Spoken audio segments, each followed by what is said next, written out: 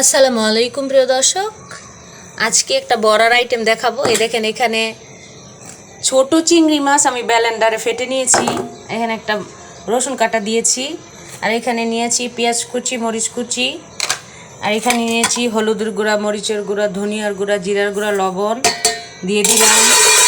তারপরে দিয়ে দিলাম পেঁয়াজ কুচি আর মরিচ কুচি। তারপর আমি দিয়ে দিব বেসন আর অল্প একটু চালের গুঁড়া। সব কিছু দিয়ে একসাথে মিক্স করে নিব। আর বড়া ভাজার জন্য আমি এখানে তেল গরম দিয়েছি ফ্রাই প্যানে। এইটা আমি ভালো মতো মেখে নিব। আসলে ছোট চিংড়ি মাছের খোসা আমরা ফেলে দিই, ফেলে না দিয়ে একসাথে রেখে দিবেন। রেখে দিয়ে তারপরে সেটা ব্লেন্ডারে ফেটে বা পাটায় বেটে সেটা চালের গুঁড়া দিয়ে আর বেসন দিয়ে বা একটু ময়দা দিয়ে আটা দিয়ে আপনারা বড়া তৈরি করে খেতে পারেন। এই বড়াটা কিন্তু অনেক খেতে মজা হয়। এই দেখেন আমার মাখা হয়ে গেছে। প্রিয় দর্শক, আমি ভাজতে চলে আসলাম। এখানে আমি একটু গরম মশলার গুঁড়াও নিয়ে নিয়েছি।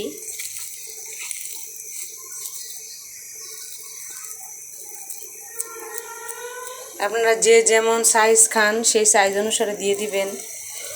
একটু দিয়ে দিলাম।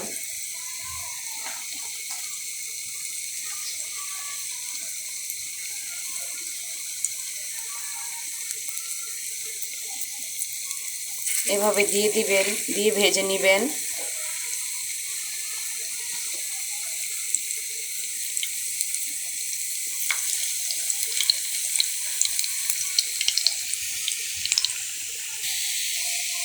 প্রিয় দর্শক, দেখেন ভাজা হচ্ছে, আমি উল্টিয়ে দিয়েছি। খুবই সুন্দর একটা স্মেল বের হয়েছে চিংড়ি মাছের। এভাবে আপনারা চিংড়ি মাছের খোসা ফেলে না দিয়ে বড়া তৈরি করে খেতে পারেন। আসলে আমরা অলসতা করে ফেলে দিই, কিন্তু যদি রেখে দেন ব্লেন্ডারে বা পাটায় বেটে এভাবে বড়া তৈরি করে খেতে পারেন। প্রিয় দর্শক, ভাজা কমপ্লিট। এখন আমি নামিয়ে নিব। চুলাটা বন্ধ করে দিয়েছি। এই দেখেন নামিয়ে নিচ্ছি।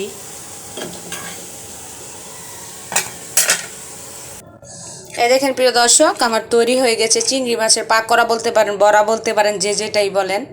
এইবার আমরা খাবো। এই দেখেন একদম মুচমুচ হয়েছে। এই দেখেন খুব সুন্দর হয়েছে। তো প্রিয় দর্শক, আপনাদের যদি চিংড়ি মাছের এই বড়া রেসিপিটা ভালো লেগে থাকে তাহলে প্লিজ আপনারা ট্রাই করে দেখবেন, আর আমাকে লাইক, শেয়ার, কমেন্টস দিবেন। আল্লাহ হাফেজ।